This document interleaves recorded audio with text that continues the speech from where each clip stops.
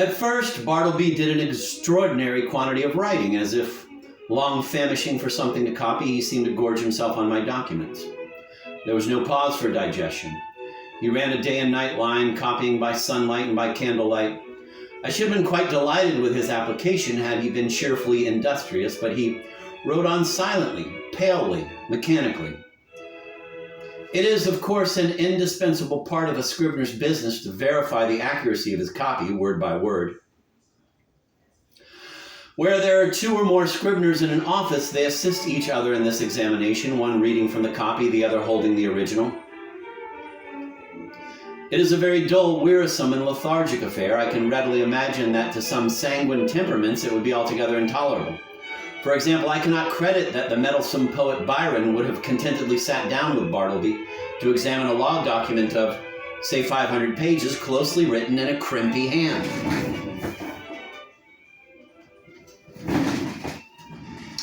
Now and then, in the haste of business, it had been my habit to assist in comparing some brief document myself, calling Turkey or Nippers for this purpose. One object I had in placing Bartleby so handy to me behind the screen was to avail myself of his services on such trivial occasions. It was on the third day, I think, of his being with me, and before any necessity had arisen for having his own writing examined, that, being much hurried to complete a small affair I had in hand, I abruptly called to Bartleby. In my haste and natural expectancy of instant compliance, I sat with my head bent over the original on my desk, and my right hand sideways, and somewhat nervously extended with the copy, so that immediately upon emerging from his retreat, Bartleby might snatch it and proceed to business without the least delay. In this very attitude did I sit when I called to him, rapidly stating what it was I wanted him to do, namely to examine a small paper with me. Imagine my surprise, nay, my consternation, when, without moving from his privacy, Bartleby in a singularly mild, firm voice replied, "I would prefer not to." I sat a while in perfect silence, rallying my stunned faculties. Immediately it occurred to me that my ears had deceived me, or Bartleby had entirely misunderstood my meaning.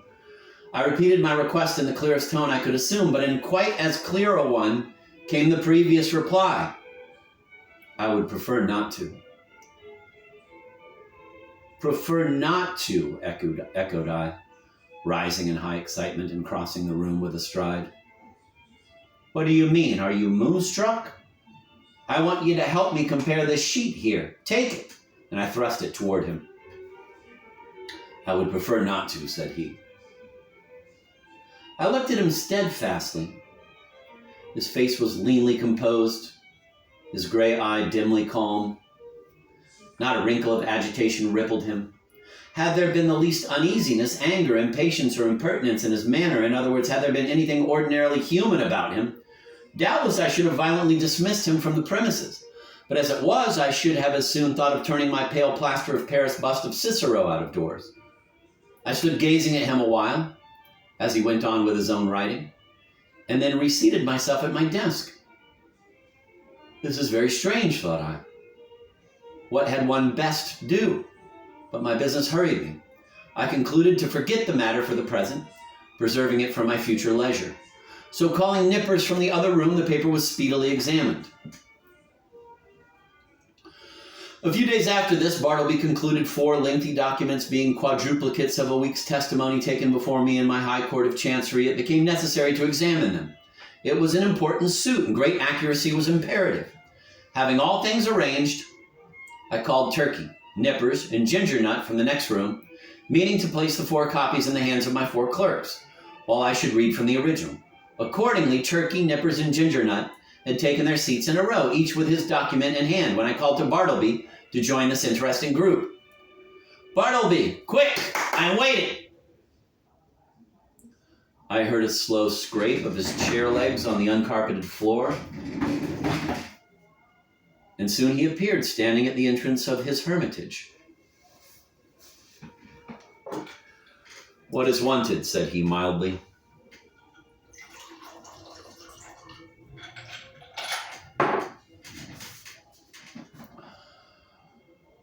The copies, said I hurriedly. We are going to examine them. There. And I held toward him the fourth quadruplicate. I would prefer not to, he said, and gently disappeared behind the screen. For a few moments, I was turned into a pillar of salt.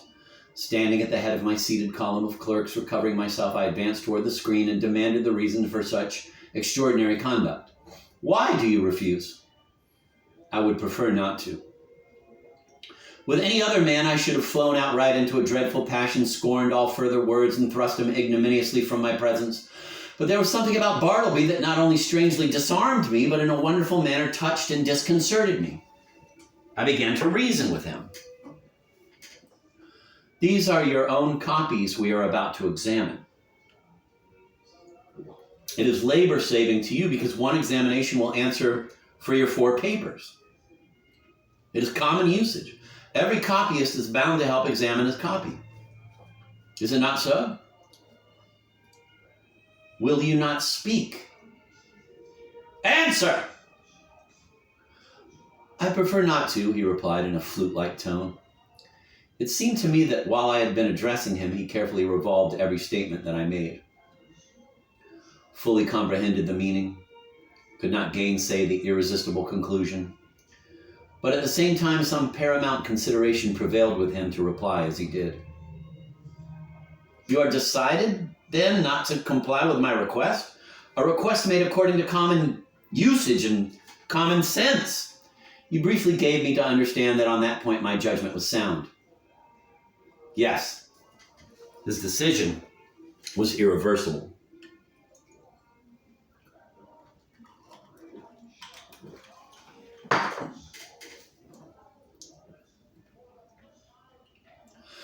It is not seldom the case that when a man is browbeaten in some unprecedented and violently unreasonable way, he begins to stagger in his own plainest faith.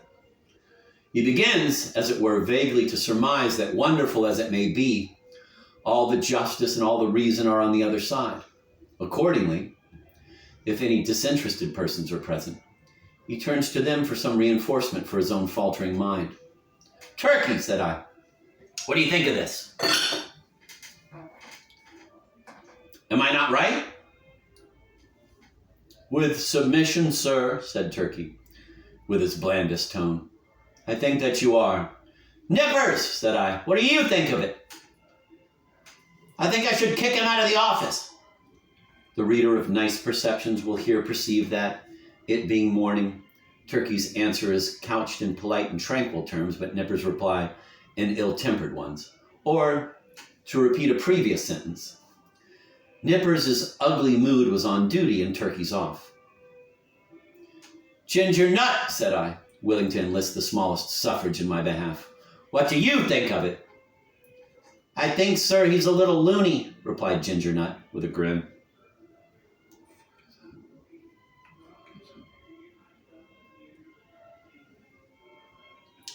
You hear what they say? Said I, turning towards the screen. Come forth and do your duty. But he vouchsafed no reply. I pondered a moment in sore perplexity. But once more business hurried me. I determined again to postpone the consideration of this dilemma to my future leisure. With a little trouble, we made out to examine the papers without Bartleby, though at every page or two, Turkey deferentially dropped his opinion that this proceeding was quite out of the common, while Nippers, twitching in his chair with a dyspeptic nervousness, ground out between his set teeth occasional hissing maledictions against the stubborn oaf behind the screen. And for Nippers' part, this was the first and the last time he would do another man's business without pay.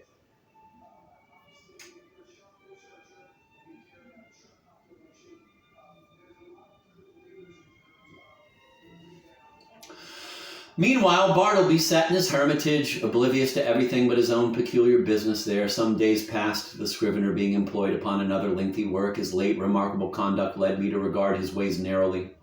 I observed that he never went to dinner, indeed that he never went anywhere. As yet I had never of my personal knowledge known him to be outside of my office. He was a perpetual sentry in the corner.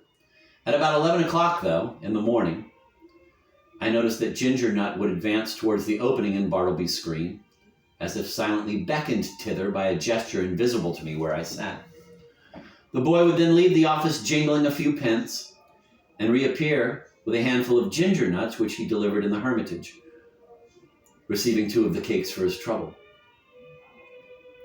He lives then on ginger nuts, thought I. Never eats a dinner, properly speaking. He must be a vegetarian then. But no, he never eats even vegetables. He eats nothing but ginger nuts. My mind then ran on in reveries concerning the probable effects upon the human constitution of living entirely on ginger nuts. Ginger nuts are so called because they contain ginger as one of their peculiar constituents and the final flavoring one. Now, what was ginger? A hot, spicy thing. Was Bartleby hot and spicy? Not at all. Ginger, then, had no effect upon Bartleby. Probably he preferred it should have none. Nothing so aggravates an earnest person as a passive resistance. If the individual so resisted be of a not inhumane temper and the resisting one perfectly harmless in his positivity, if the individual so resisted be of a not inhumane temper and the resisting one perfectly harmless in his passivity, then in the better moods of the former he will endeavor charitably to construe to his imagination what proves impossible to be solved by his judgment. Even so, for the most part, I regarded Bartleby in his ways. Poor fellow, thought I, he means no mischief. It is plain he intends no insolence. His aspect sufficiently evinces that his eccentricities are involuntary. He is useful to me. I can get along with him. If I turn him away, the chances are he will fall in with some less indulgent employer, and then he will be rudely treated and perhaps driven forth miserably to starve. Yes, here I can cheaply purchase a delicious self-approval. To befriend Bartleby, to humor him in his strange willfulness, will cost me little or nothing, while I lay up in my soul what will eventually prove a sweet morsel for my conscience. But this mood was not invariable with me. The passiveness of Bartleby sometimes irritated me. I felt strangely goaded on to encounter him in new opposition, to elicit some angry spark from him answerable to my own. But indeed, I might as well have essayed to strike fire with my knuckles against a bit of Windsor soap. But one afternoon, the evil impulse in me mastered me, and the following little scene ensued. Bartleby, said I, when those papers are all copied, I will compare them with you. I would prefer not to. How? Surely you do not mean to persist in that mullish vagary? No answer. I threw open the folding doors nearby and, turning upon Turkey and Nippers, exclaimed in an excited manner, He says a second time he won't examine his papers. What do you think of it, Turkey? It was afternoon, be it remembered. Turkey sat glowing like a brass boiler, his bald head steaming, his hands reeling among his blotted papers. Think of it, roared Turkey. I think I'll just step behind the screen and black his eyes for him. So saying, Turkey rose to his feet and threw his arms into a pugilistic position. He was hurrying away to make good his promise when I detained him, alarmed at the effect of incautiously rousing Turkey's combativeness after dinner. Sit down, Turkey, said I, and hear what Nippers has to say. What do you think of it, Nippers? Would I not be justified in immediately dismissing Bartleby? Excuse me, that is for you to decide, sir. I think his conduct quite unusual and indeed unjust as regards Turkey and myself, but it may only be a passing whim? Ah, exclaimed I. You have strangely changed your mind, then. You speak very gently of him now. All beer, cried Turkey. Gentleness is effects of beer. Nippers and I dined together today. You see how gentle I am, sir. Shall I go and black his eyes? You refer to Bartleby, I suppose? No, not today, Turkey, I replied. Pray, put up your fists. I closed the doors and again advanced towards Bartleby. I felt additional incentives tempting me to my fate. I burned to be rebelled against again. I remembered that Bartleby never left the office. Bartleby, said I. Ginger Nut is away. Just step round to the post office, won't you? It was but a 3-minute walk. And see if there's anything for me? I would prefer not to. You will not? I prefer not. I staggered to my desk and sat there in a deep study. My blind inveteracy returned. Was there any other thing in which I could procure myself to be ignominiously repulsed by this lean, penniless wight, my hired clerk? What added thing is there perfectly reasonable that he will be sure to refuse to do? Bartleby! No answer. Bartleby! In a louder tone. No answer. Bartleby! I roared. Like a very ghost, agreeably to the laws of magical invocation at the third summons, he appeared at the entrance of his hermitage. Go to the next room and tell Nippers to come to me. I prefer not to, he respectfully and slowly said, and mildly disappeared. Very good, Bartleby, said I in a quiet, sort of serenely severe, self-possessed tone, intimating the unalterable purpose of some terrible retribution very close at hand. At the moment I half intended something of the kind, but upon the whole, as it was drawing towards my dinner hour, I thought it best to put on my hat and walk home for the day, suffering much from perplexity and distress of mind.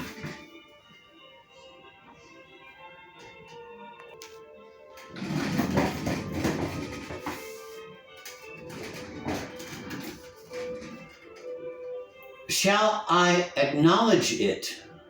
The conclusion of this whole business was that it soon became a fixed fact of my chambers that a pale young scrivener by the name of Bartleby had a desk there that he copied for me at the usual rate of 4 cents a folio, 100 words, but he was permanently exempt from examining the work done by him.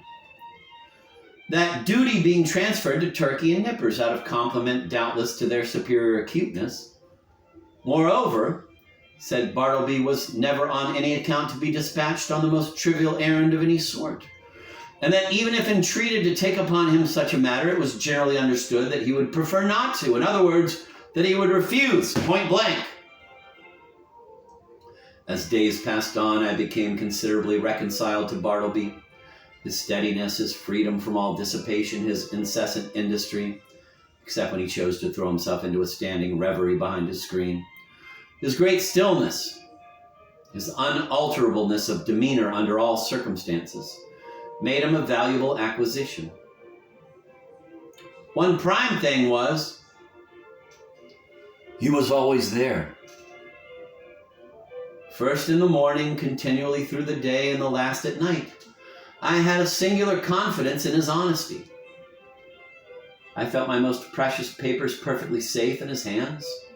Sometimes, to be sure, I could not, for the very soul of me, avoid falling into sudden spasmodic passions with him. For it was exceeding difficult to bear in mind all the time those strange peculiarities, privileges, and unheard-of exemptions forming the tacit stipulations on Bartleby's part under which he remained in my office. Now and then, in the eagerness of dispatching pressing business, I would inadvertently summon Bartleby in a short, rapid tone to put his finger, say, on the incipient tie of a bit of red tape with which I was about compressing some papers. Of course, from behind the screen, the usual answer, I prefer not to, was sure to come.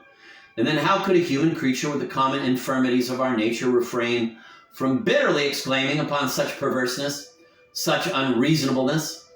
However, every added repulse of this sort which I received only tended to lessen the probability of my repeating the inadvertence.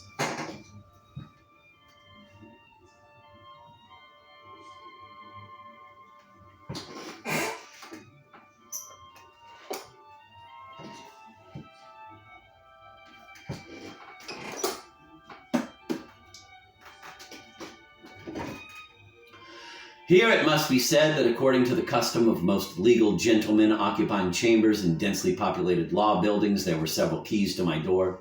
One was kept by a woman residing in the attic, which person weekly scrubbed and daily swept and dusted my apartments.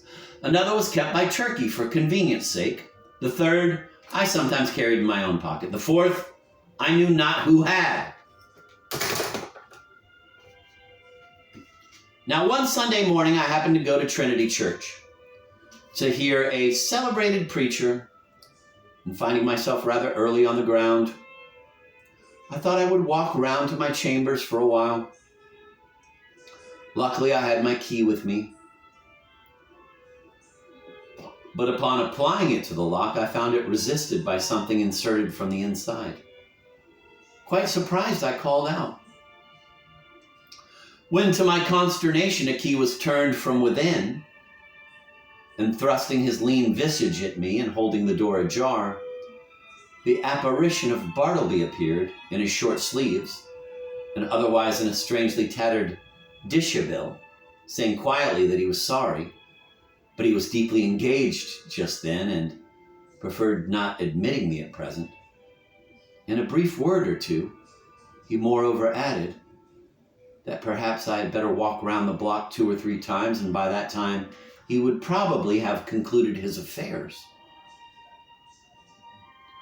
Now, the utterly unsurmised appearance of Bartleby, tenanting my law chambers of a Sunday morning, with his cadaverously gentlemanly nonchalance, yet withal firm and self-possessed, had such a strange effect upon me that incontinently I slunk away from my own door, and did as desired, but not without sundry twinges of impotent rebellion against the mild effrontery of this unaccountable Scrivener.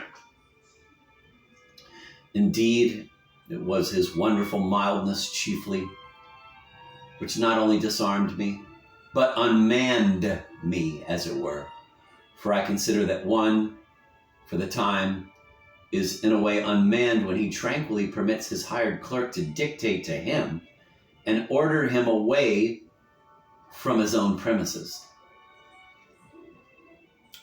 Furthermore, I was full of uneasiness as to what Bartleby could possibly be doing in my office in his shirt sleeves and in an otherwise dismantled condition of a Sunday morning. Was anything amiss going on? Nay, that was out of the question.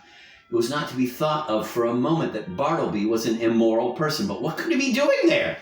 Copying? Nay, again, whatever might be his eccentricities, Bartleby was an eminently decorous person. He would be the last man to sit down to his desk in any state approaching to nudity.